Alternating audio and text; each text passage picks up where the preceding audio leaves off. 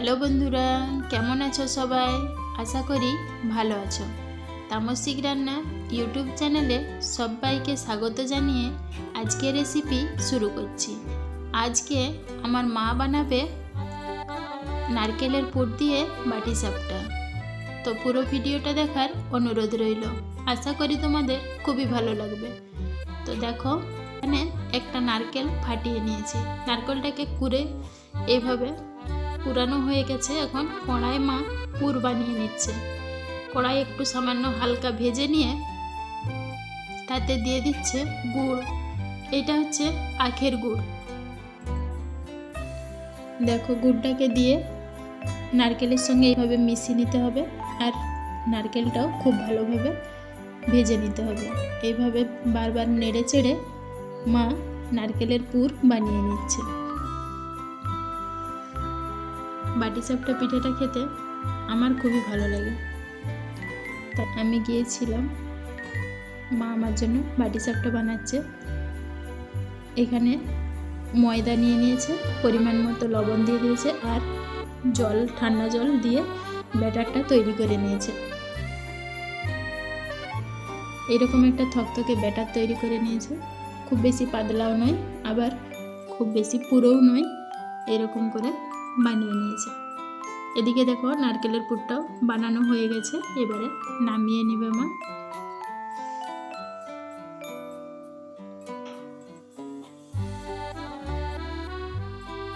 দেখো, এবারে নারকেলের পুরটা তৈরি হয়ে গেছে, নামিয়ে নিচ্ছে। নামিয়ে নিয়েছে।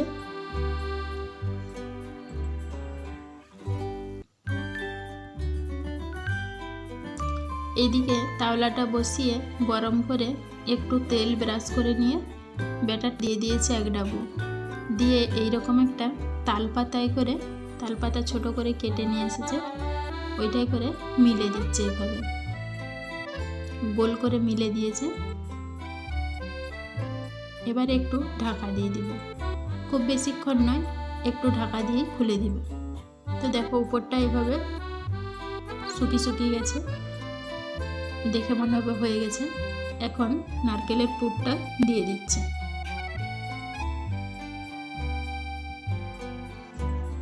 নারকেলের পুরটা দেওয়া হয়ে গেছে। এখন এই সাইড দিকে খুন্তি দিয়ে ভাঁজ করে নেবে, ওইদিকে একটু আর এইদিকে একটু। এবারে এই দুই সাইডটাও একটু মুড়ে দিচ্ছে, যাতে নারকেলটা না বেরিয়ে যায়, এই জন্য। এবারে হালকা করে একটু ঘি দিয়ে ভেজে নেবে। হালকা একটু ঘি দিয়ে ভেজে নিলে খেতে কিন্তু আরও টেস্টটা বেড়ে যায়, এই জন্য হালকা, খুব বেশি নয়, এপিট ওপিট হালকা করে ভেজে নিয়েছে। এবারে তুলে নেবে। দেখো, একটা পিঠে তৈরি হয়ে গেছে। তাওয়াতে কিন্তু আর তেল দিতে লাগবে না, ওই একবারই যা হালকা করে দিয়ে দিয়েছে। দেখো, একটা পিঠে বানানো হয়ে গেছে, আবার একটা দিয়ে দিয়েছে, আবারও মিলে দিবে। এইভাবে মিলে দিয়ে আবারও হালকা করে একটু ঢাকা দিয়ে দিবে।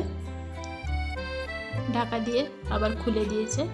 এবারে নারকেলের পুরটা দিয়ে দিচ্ছে উপর থেকে।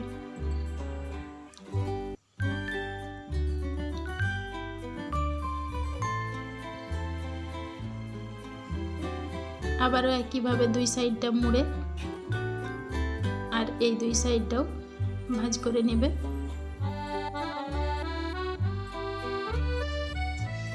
দেখো, চার সাইডটা খুব ভালোভাবে মুড়ে নিয়েছে। এবারে হালকা করে ঘি দিয়ে আবারও একইভাবে হালকা এপিট ওপিট ভেজে নেবে। খুব সামান্য, বেশি কিন্তু ঘি দেয়নি, হালকা করে ঘি দিয়েছে।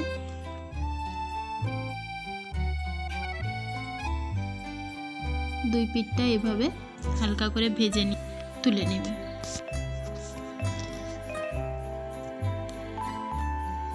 দেখো, ভাজা হয়ে গেছে। আবারও একটা হয়ে গেল, আবারও একটা দিয়ে দিয়েছে। এইভাবে বাটি সাপটা বানালে খুব তাড়াতাড়ি হয়ে যায়। এমনিতেও বাটি সাপটা খুব সহজে, খুব তাড়াতাড়ি হয়ে যায়। বাটিসাপটা পিঠে বানাতে খুব বেশি সময় লাগে না।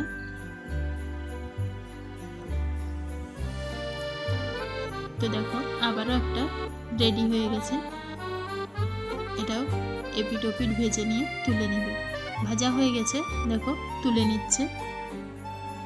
এইভাবে সব পিঠেগুলো বানানো হয়ে গেছে মায়ের। তো দেখো কতগুলো পিঠে বানানো হয়েছে, একটা ভেঙে দেখাচ্ছি কতটা সুন্দর হয়েছে।